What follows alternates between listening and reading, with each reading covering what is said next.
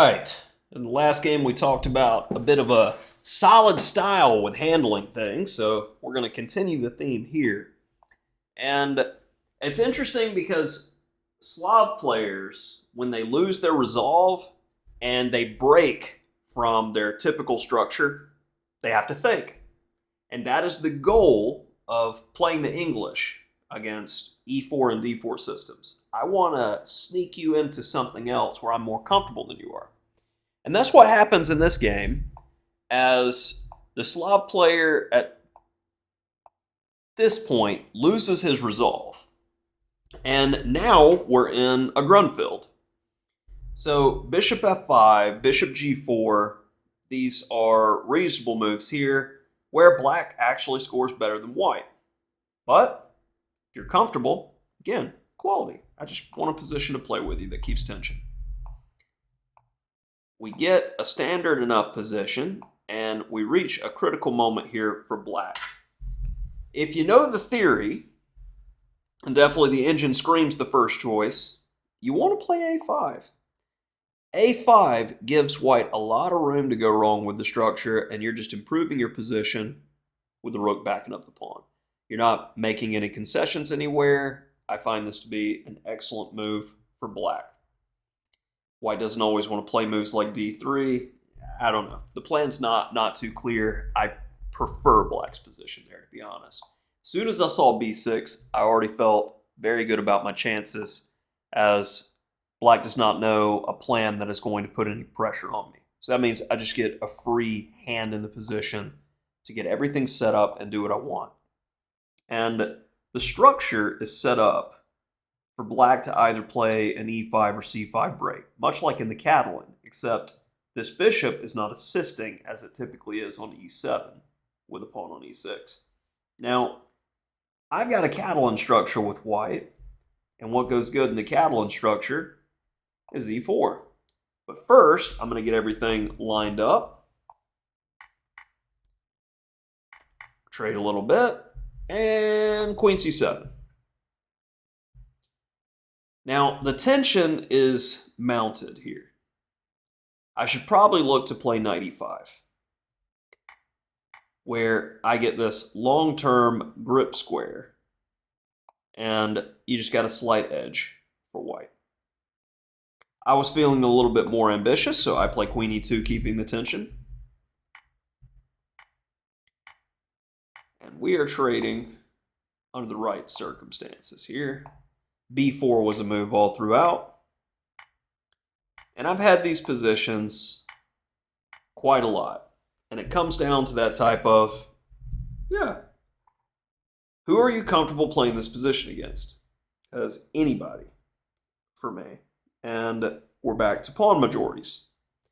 Whose pawn majority is easier to work with?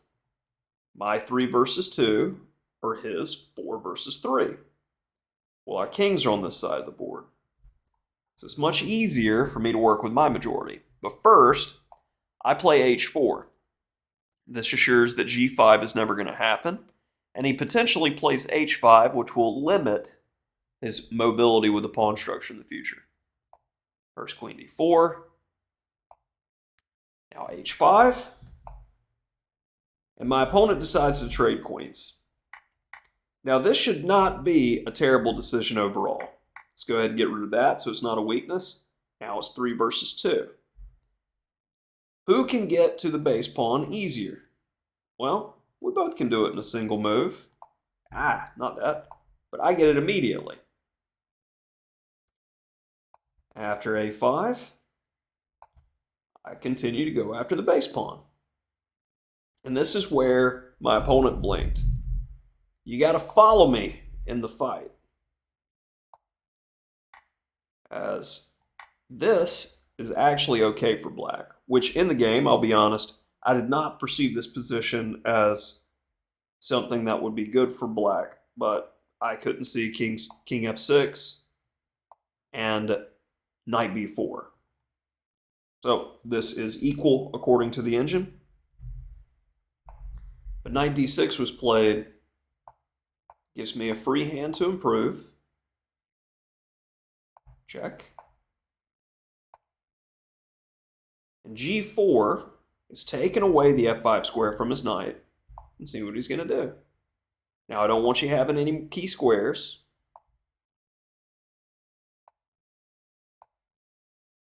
Let's go ahead and clip that.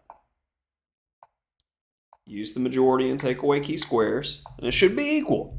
But again, be comfortable with playing with equal positions. We start with an equal position. Try to work it. Knight a7. Just a bit of shuffling to see if we can't make some progress. And lo and behold, our king's in a better spot. We have a passer now. Still equal, but that's something. And there goes a pawn. Should still be holdable, but that's got to make you a little shaky when a pawn is gone. Like, nope. We got to keep as many of these guys as possible. So what do we do here? Do we take and trade down and give him a huge opportunity to hold the position by sacking the knight for the pawn? No, you keep complications. Now we've got a blockader, protected pass pawn. Everybody's working so beautifully here. So just let them go. King d3. Now knight e5. King holds one pawn, the knight holds the other. Should be okay.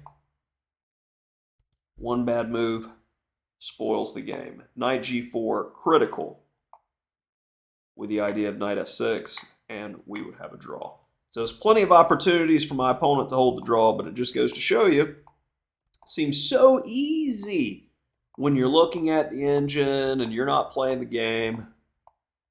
But in practical games, mistakes constantly happen with humans, which is why I continue to play and I sack the queen in order to get rid of the knight so I don't get into any trouble. In 1.4 seconds against 4, I shuffle a bit because my opponent was playing quite fast. And it takes a lot to get the technique when doing these, but if you shuffle, you're occasionally hitting that landmine square where he's trying to pre-move. So you're picking up time. It's much easier to just move the queen and not repeat than it is to try to play for checkmate and thinking, where am I going with the king, and avoiding stalemate. When you're under a second, that is my preferred method. If there's any sort of delay or increment, though, that's irrelevant. Just checkmate the guy. So overall, very solid game. As we see, is a roughly 2,400 rated Lichess blitz player. If they're going down with it, that is, I want to say, top 98th percentile of all blitz players on Lichess. Just guessing. Most players will go down playing against the solid style. Just keep working the position until they break.